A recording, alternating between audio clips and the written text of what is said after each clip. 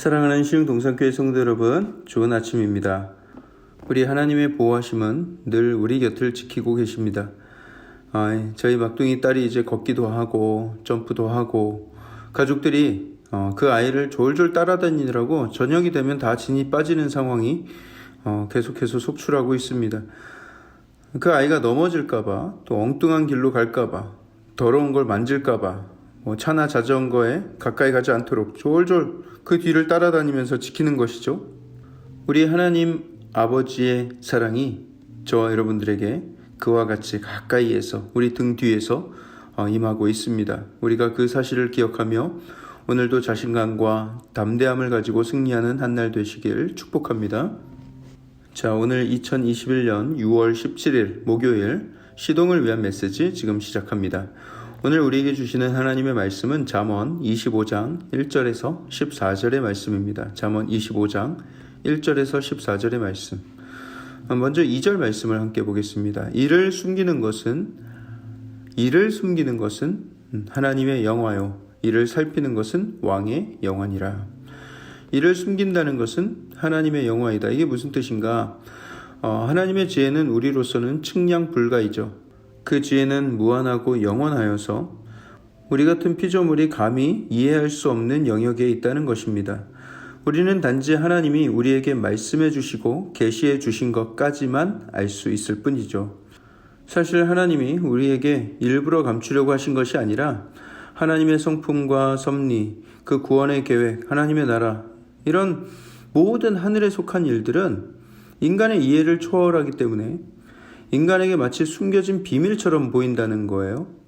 만약에 우리의 부족한 지혜로도 하나님이 어떻게 행하실지가 뻔히 다 보이고 하나님 하실 일들이 다 예상이 된다면 여러분, 그게 영광스러울 일이 뭐가 있겠어요? 우리가 다 예측할 수 없고 우리가 다 알 수 없는 그런 수준의 놀라운 것이기 때문에 그 안에 놀라운 하나님의 영광이 있다는 것이죠.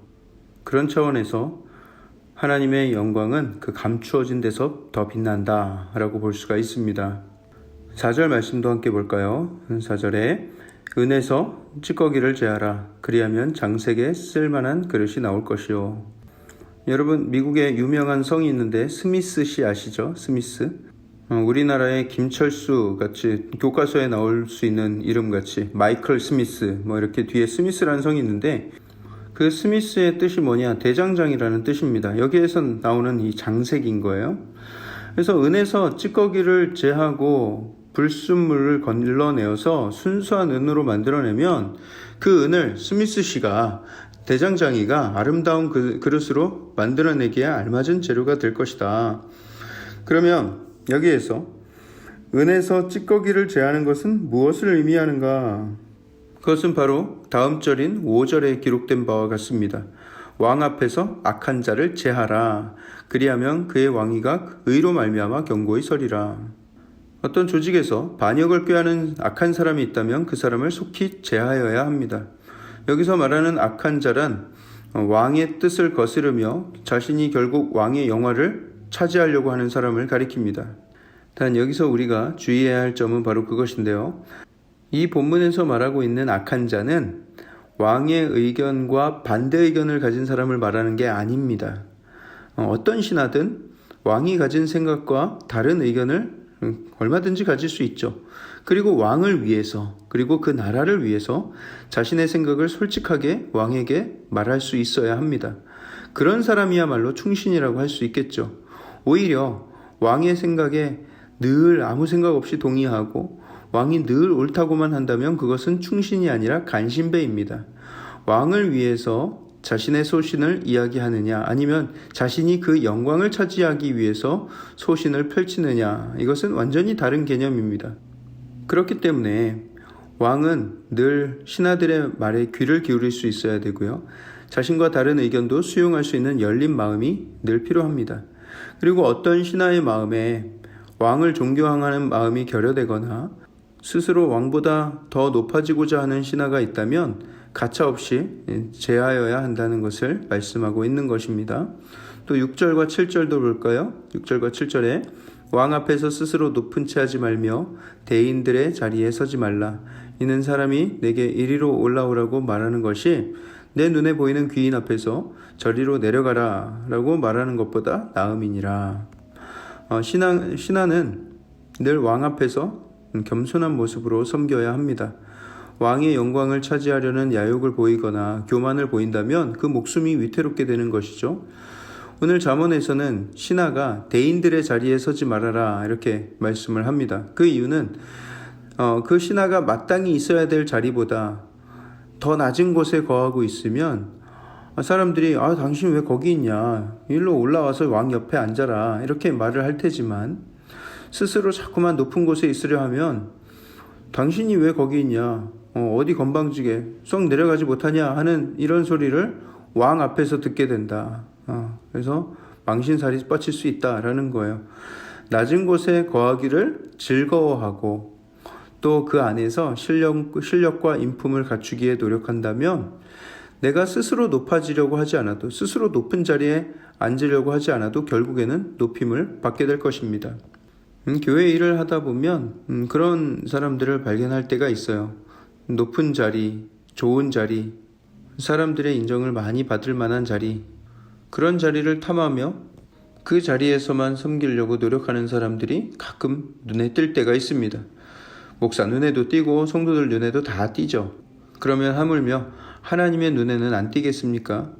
하나님이 그 사람을 낮추게 될 것입니다. 하지만 아무도 인정하지 않더라도 묵묵히 조용한 곳에서 오직 하나님의 영광을 위해서 그렇게 겸손하게 섬기는 사람은 결국에는 높임을 받게 되어 있습니다. 사람들도 당연히 그 섬김을 발견하게 되겠지만 하나님은 분명히 알고 계시기 때문입니다. 우리 9절과 10절도 볼까요? 너는 이웃과 다투거든 변론만 하고 남의 은밀한 일은 누설하지 말라. 듣는 자가 너를 꾸짖을 터이요 또 내게 대한 악평이 내게서 떠나지 아니할까 두려우니라. 이웃과 다투는 일이 있어서는 안 되겠지만 만약에 시시비비를 꼭 가려야 되는 경우라면 변론만 해라. 남의 은밀한 일을 누설하지 말아라 말씀을 합니다. 보통 다툼이 일어나면 사람이 이성을 잃고 내가 지지 않기 위해서 상대를 향한 비난과 인신공격과 비밀까지 폭로하고 싶은, 뭐라도 해서 상대를 굴복시키고 싶은, 억울함을 벗어나고 싶은 그런 마음이 들 때가 있죠. 하지만 자기 변론을 넘어선 과한 폭로나 인신공격은 불필요하게 싸움을 더 크게 키울 수가 있습니다. 그런데다가 방금 읽은 10절처럼 상대도 나에 대한 악평, 그게 사실이든 아니든 나에 대한 악평을 하게 되어서 그것이 나에게 큰 올무가 될 수 있다는 거예요. 이성을 잃지 않고 냉정을 유지하면서 분별력 있게 말을 하는 것, 그것이 지혜입니다. 물론 가장 좋은 지혜는 싸움을 피하는 지혜이겠죠. 자, 12절도 보겠습니다. 12절에 슬기로운 자의 책망은 청종하는 귀에 금고리와 정금 장식이니라. 책망을 듣는다는 것은 그리 즐거운 일이 아닐 수도 있습니다. 하지만 슬기롭고 지혜로운 사람의 책망은 인생의 엄청난 자산이 됩니다. 그런 책망이 아무에게나 그런 귀한 자산이 된다는 것은 아니고요. 오직 그런 책망을 잘 들을 수 있는 귀가 준비된 사람이라야 그 책망이 금고리와 정금 장식이 될 것입니다. 지혜로운 사람의 책망을 듣는 것은 그만큼 가치 있는 일이라는 거예요. 그 듣는 사람을 가치 있고 멋있게 만들어줄 것이라는 것입니다. 여러분들은 지혜로운 자의 책망을 즐겨 듣길 원하십니까? 아니면 어리석은 자가 내가 듣고 싶어하는 소리를 해주는 것을 더 기뻐하십니까? 마지막으로 13절도 보겠습니다. 13절에 충성된 사자는 그를 보낸 이에게 마치 추수하는 날의 얼음 냉수 같아서 능히 그 주인의 마음을 시원하게 하느니라. 여러분, 우리의 주인 되신 예수 그리스도께 그 마음을 시원하게 할 얼음 냉수와 같은 성도가 되시길 주님의 이름으로 축복합니다. 뜨거운 떼약볕 아래서 보리밭에서 추수를 하고 있는데 시원한 얼음 냉수가 배달되어 온다면 그보다 시원하게 갈증을 해결할 수 있는 게 어디 있겠어요. 온몸을 싹 식히면서 정신이 버뜩나게 만들겠죠. 사랑하는 성도 여러분, 이 땅에 황무함과 어두움을 바라보시는 그 하나님의 마음, 그래서 그 황량함의 한가운데에서 추수하시는 그 하나님의 마음이 얼마나 답답하시겠어요. 또 그 마음에 얼마나 큰 갈증이 있으시겠어요. 우리가 충성된 종으로서 주인의 마음을 알고 그 주인의 마음을 기쁘게 만드는 일을 행하며 살아간다면 여름날에 배달된 얼음 냉수처럼 시원하게 모든 갈증과 답답함과 더위를 싹 날려버릴 것입니다.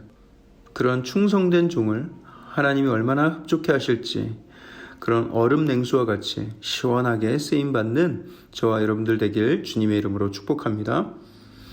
사랑의 하나님, 우리의 삶이 하나님 앞에 신실한 종이 되어서 하나님의 그 마음을 얼음 냉수와 같이 시원하게 하는 그런 충성된 종의 삶을 살게 하여 주시옵소서.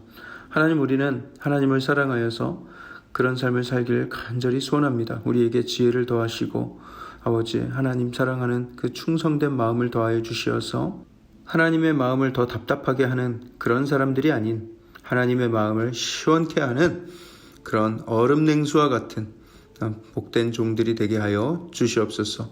오늘 하루를 온전히 하나님께 맡겨드립니다. 이 모든 말씀을 살아계신 예수 그리스도 이름으로 감사하기도 합니다. 아멘.